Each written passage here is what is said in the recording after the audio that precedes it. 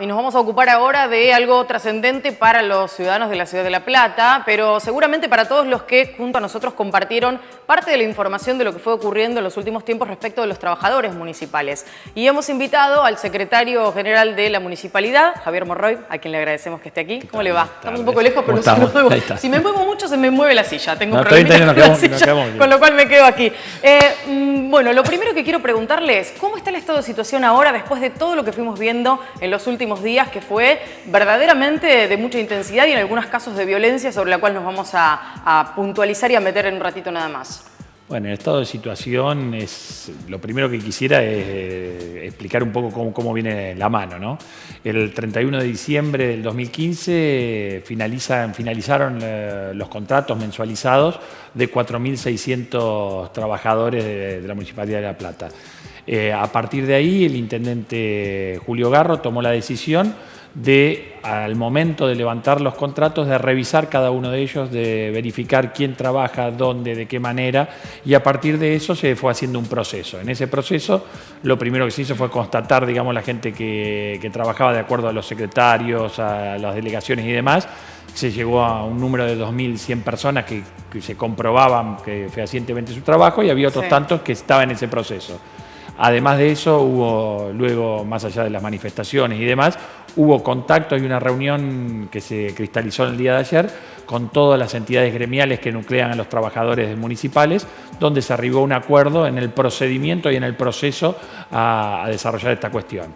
Estas no son ni compartimientos estancos, que un día se acabó, estos están adentro, están afuera, sino que lo que se iba a hacer es revisar esa situación para constatar y defender a aquellos trabajadores que verdaderamente trabajan. Ahora, yo me quedo pensando en el contexto de cómo ocurrieron ciertas cosas y no puedo dejar de pensar en la marcha en la que hubo lamentablemente represión por parte de un sector de las fuerzas de seguridad que estaban allí intentando evitar que ingresaran los manifestantes al Palacio Municipal y demás. ¿Qué fue lo que pasó para que las cosas no se pudieran prever y no se pudieran manejar de otra manera? No llegar a esa instancia de represión y dialogar con algunas personas que nosotros tenemos incluso los propios testimonios, los hemos tenido aquí en el piso, sabían de primera fuente que no tenían que ingresar a sus trabajos, pero nadie se los había avisado de manera oficial. Es decir, no habían recibido una notificación oficial de que su contrato había efectivamente finalizado. Digo, ¿qué fue lo que pasó como para que no se pudiera estructurar la cosa de una manera un poco más ordenada y menos violenta? Bien, primero, lo que tiene que ver con los hechos de violencia del viernes, nosotros obviamente los repudiamos totalmente. Creemos que hubo grupos que intencionalmente actuaron como para que la cosa termine de la manera que terminó. No se justifica de ninguna manera. Nosotros habíamos ordenado un vallado policial preventivo. De ninguna manera la idea era que actúe con carácter represivo como lo hicieron. También es cierto que hubo grupos que buscaron esa situación y la cuestión terminó yéndose de las manos totalmente, ¿no? Claro. Digo esto porque hubo algunos grupos de trabajadores que estaban manifestando y pidiendo por su situación, y otros que fueron claramente a hostigar y a generar una situación y un clima que desgraciadamente terminó como terminó y que nosotros desde luego condenamos. Esto tiene que ver por este lado. En lo atinente a la otra cuestión, todo el mundo sabía que los contratos finalizaban el 31 de diciembre del 2015. Generalmente la usanza es la renovación automática, pero la realidad es que los contratos son anuales, y finalizan el 31 de diciembre del 2015. Nosotros lo que hicimos es ponernos a rever, a ver quiénes estaban en situación, digamos, laboral, quiénes firmaban, quiénes estaban en cada una de las delegaciones, y de esa manera fuimos acercándonos con cada uno de ellos para confirmarles la renovación de su contrato. Claro, ¿sabes qué es lo que me sucede con esa instancia? Y esto creo que es algo que hemos planteado aquí nosotros en el aire y también, ¿por qué no?, en algunos debates que se han ido dando en las redes sociales inclusive. La sensación de que lo que se hace antes o lo que se hace después termina invirtiendo los roles. Digo, uno puede, en un contexto en el que sabemos en muchos municipios hay una cantidad de nombramientos que se hicieron muy pocos días antes de que terminaran las gestiones que ya terminaron el 10 de diciembre y que comenzaron las nuevas, etcétera, etcétera. Digo, uno puede empezar a analizar esos casos con anticipación y después tomar la decisión de quiénes son los que efectivamente siguen y los que se quedan afuera. Porque el nivel de desesperación que implica para un verdadero trabajador, el hecho de quedarse sin su fuente de ingresos principal, es inexplicable. Es inexplicable. No, ni hablar. Entendemos la angustia de aquel trabajador, digamos, que además prestaba servicios, trabajaba y tenía una situación de incertidumbre. El tema es que la verdad que hemos recibido una municipalidad en un estado caótico. En un estado caótico desde el punto de vista no solamente económico, sino administrativo y funcional. O sea, en la Municipalidad de La Plata no funciona prácticamente nada. No funcionaba nada. Además de estar quebrada, o sea, no tener un peso, sino deudas, ni siquiera tuvimos que asistir a la gobernadora para poder pagar los sueldos y el aguinaldo de diciembre. Y ni siquiera podíamos tomar ese crédito ni nos podían depositar porque como se había absorbido dinero para pagar los sueldos anteriores, estábamos en rojo. Entonces todo lo que nos depositara la provincia iba a ser absorbido. Iba al rojo. Pero al margen de esa situación calamitosa desde el punto de vista económico, es una situación calamitosa desde el punto de vista administrativo. Hay una desorganización tan grande. Había direcciones, 3 direcciones con las mismas funciones, con cantidades enormes de empleados.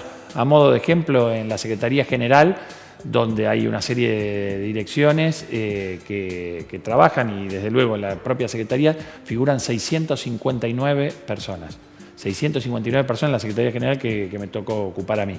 Entonces uno cuando empieza a ver eso y cuando empezamos a revisar y de repente encontramos que firmaban o existían o trabajaban o vimos de carne y hueso 60 o 70 personas, algunas que estaban con carpeta o demás, pero había 60 o 70 personas, esto era muy fuerte. Entonces intentamos organizar de la mejor manera posible esto.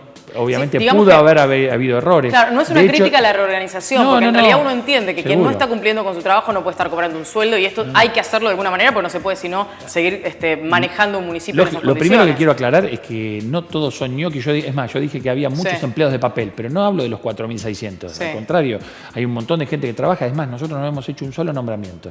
El intendente solo firmó los decretos de los secretarios, subsecretarios y directores. No hay ni un empleado nombrado por ningún integrante hoy del gobierno de la municipalidad. Tomamos los empleados que estaban, cada uno tenemos nuestra secretaria, nuestro funcionamiento administrativo con los empleados que estaban. Con la gente que ya estaba, que son la gente de planta. Con gente de planta y gente... No, yo tengo de las dos. Gente de planta y contratados. Pero contratados cuyos contratos tenían vigencia todavía. Que finalizaron el 31 de diciembre. Pero empezaron a trabajar entre el 12 de diciembre y el 31, pudimos comprobar a alguna gente, entonces dijimos, mira, quédate porque nosotros te vamos a renovar. No está renovado todavía por una cuestión administrativa, caen todos los contratos, pero te vamos a renovar porque trabajás bien, porque sos eficiente, porque estás en un determinado lugar y bueno, eso se empezó a organizar. Esto no tiene una fecha de vencimiento, o sea, esto no significa que tal día, bueno, el que quedó afuera, no. Va a haber casos que se van a ir reviendo, nosotros arrancamos con una cantidad de casos, se fueron acercando cosas, dijimos que todo el que estaba con carpeta al 31 de diciembre iba a renovársele automáticamente el contrato, aunque por ahí no sea un trabajador que pueda ser eficiente, pero está en su condición laboral de carpeta médica y ha sido respetada. O sea, se van respetando todas esas cuestiones. Que hay casos que van quedando, pero todos los días se suma alguno, se da una explicación, va ingresando y bueno.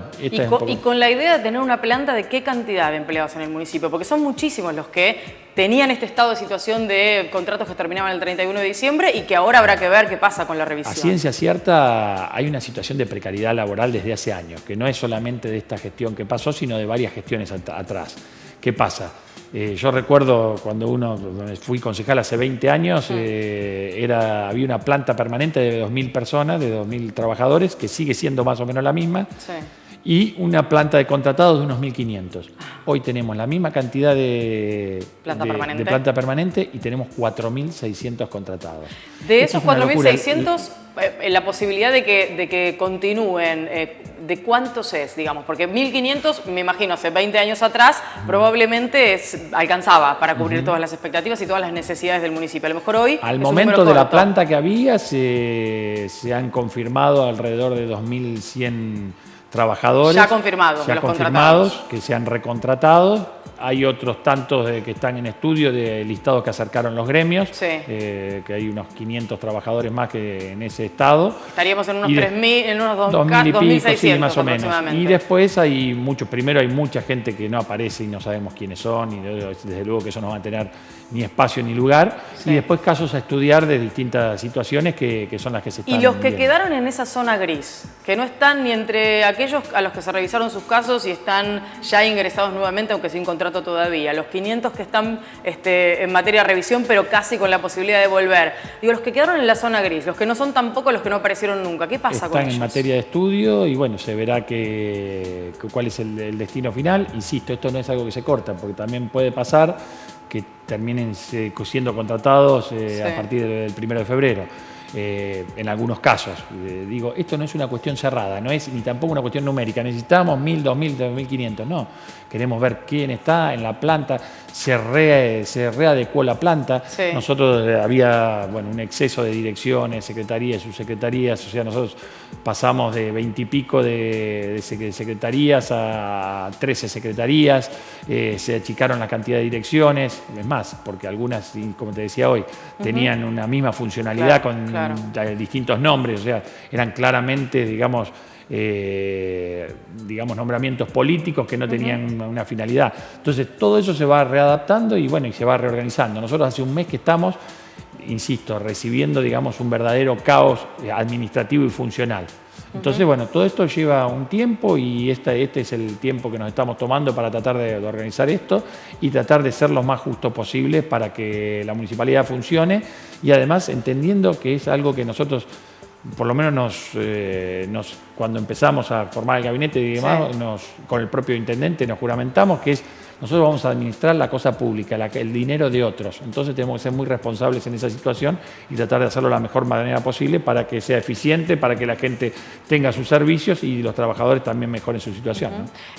Recién usted mencionaba la cantidad de gente en planta permanente, que es la misma que hace 20 años cuando fue concejal. Digo, la posibilidad de pase a planta permanente para alguno de los contratados, porque si durante todos estos años no hubo pases a planta permanente, suena un poco extraño, ¿no? Lógico. Lo que pasa es que se apuesta a eso, ¿no? A la precarización. Yo creo que una situación lógica sería ir pasando planta, ir viendo los casos, la gente que tiene más años, que cumple una función, ir pasando la planta.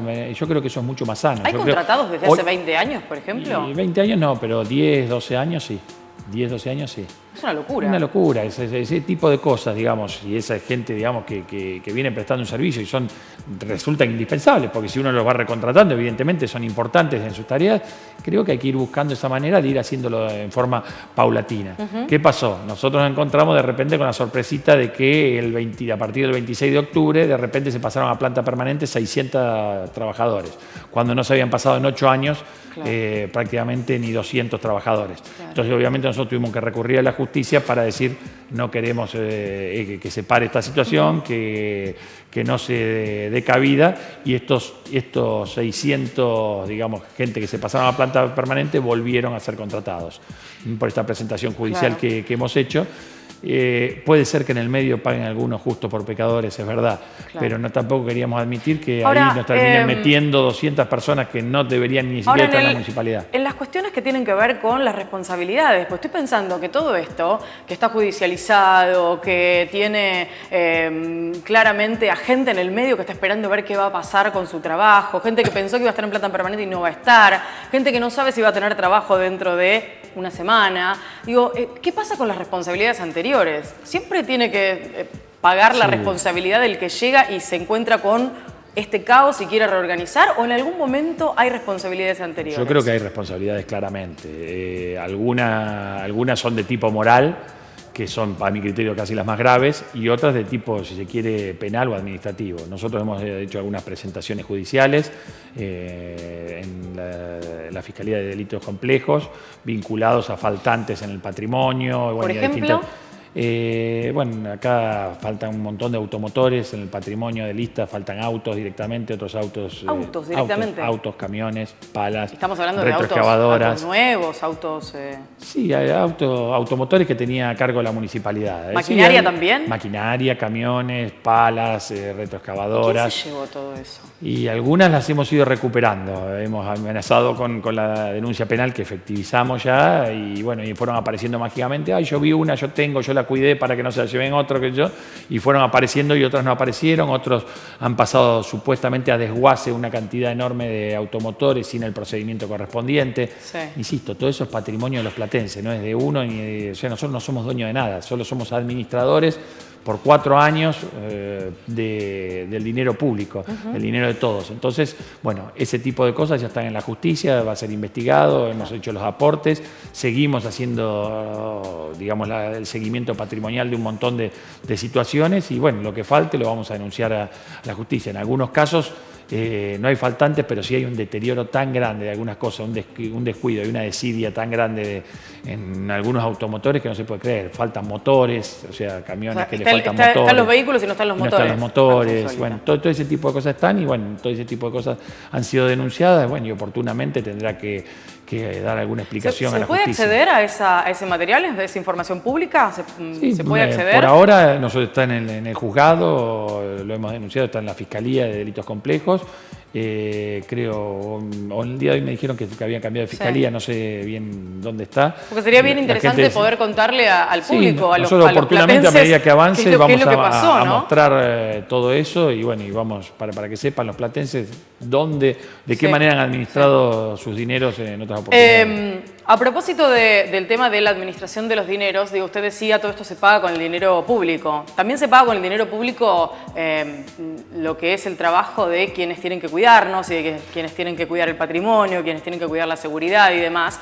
Y claramente el viernes demostraron, creo, no estar a la altura. Supongo que alguien habrá sido el responsable de dar la orden de esa represión. ¿Qué es lo que pasa con eso? Supuestamente, según lo que han dicho las fuerzas de seguridad, nadie dio la orden, fue algo que se les fue de las manos. No sé, eso tendrán un sumario interno correspondiente. Las autoridades, o sea, no salió ni de las autoridades provinciales ni de las autoridades locales la orden de represión. Era solamente un vallado de carácter preventivo para el cuidado del patrimonio de la ciudad, o sea, del palacio y de los trabajadores que estaban trabajando en ese momento. Ya se elaboró un sumario interno y eso corre por la vía correspondiente no quiero ser grosera, digo, pero el Gran Bonete no dio la orden, digo, alguien la tiene que haber dado.